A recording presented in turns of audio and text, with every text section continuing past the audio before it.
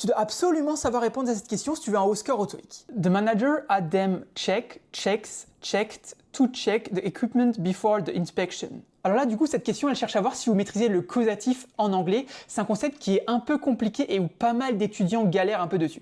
Donc le causatif, qu'est-ce que c'est? C'est en gros quand on cherche à dire faire quelque chose à quelqu'un.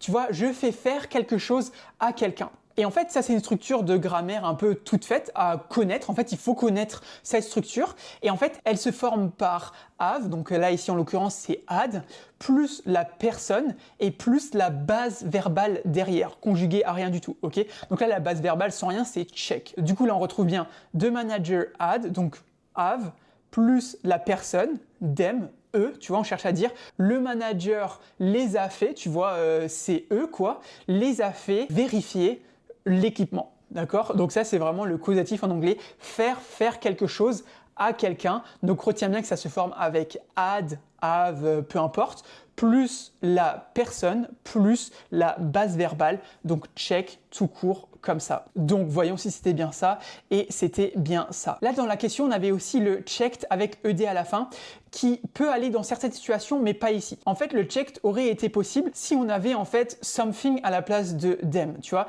Là par exemple, on a have plus une personne ou un groupe de personnes, plus bah du coup il faut la base verbale, donc sans rien. Ou si on avait un objet, bah là le ed aurait pu aller. Donc voilà, ça c'est les deux variantes. Donc soit on a have someone check ou on aurait pu add something checked, d'accord? Donc ça, c'est les deux variantes qui existent. D'ailleurs, si jamais tu veux le cours sur ce concept-là, donc du causatif, mets en commentaire, je veux le cours et puis je te l'enverrai. Donc voilà, n'hésite pas à liker cette vidéo et aussi à t'abonner à ce compte-là parce qu'on fait des vidéos comme ça tous les jours. Et puis si jamais tu passes le TOEIC bientôt et que tu veux t'entraîner beaucoup plus en profondeur pour le TOEIC, n'hésite pas à aller sur la plateforme Top Students. C'est la plateforme qu'on a créée là, donc c'est www.top-students.com dans ton navigateur ou Top Students TOEIC sur Google. Tu verras, ce sera un des premiers résultats. Donc tu verras une fois que tu arrives sur la page, tu cliques sur s'inscrire gratuitement et tu pourras accéder à la plateforme 100% gratuitement et puis tu pourras t'entraîner déjà à plein de questions, etc.